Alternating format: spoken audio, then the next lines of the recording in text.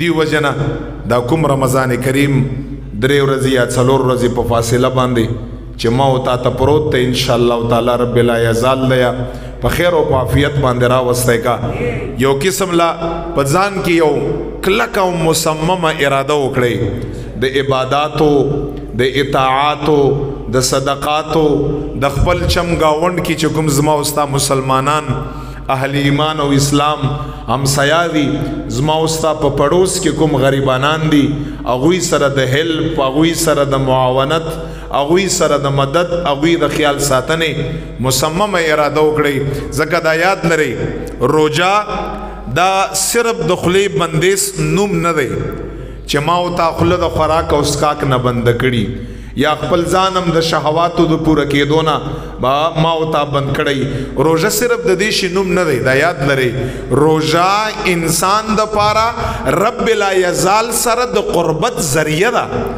چې ما او تا خپل ځان په رمضان کریم باندې رب لا یزال ته نږدې کړو رب لا یزال قربت ما او تا ته حاصل شي او قربت د رب لا یزال پر رمضان کریم باندې هغه انسان ته ملاوږي چې د رمضان کریم حقوق او خیال اوساتي په هغه کې د عبادت او خیال اوساتي په هغه کې د رمضان کریم کې چې کوم مسلمانان دي غریبانان دي او زما او ستا پچم گاوند کې دي دا هغوی خیال اوساتي هغوی سره همدردي وکا هغوی سره د محبت اظهار وکا د هغوی خیال ساتنه وکا د خپل وس مطابق په خوراک او پسکاک کې هغوی سره مدد وکا هغوی درستخان خیسته کا خپل تلکارین او د خپل شیانو نه چې څنګه د درستخان خیسته دی په خوراک باندې چې په چم گاوند کې د غریب درستخانم دا سسنا څه په خوراک باندې مزین کا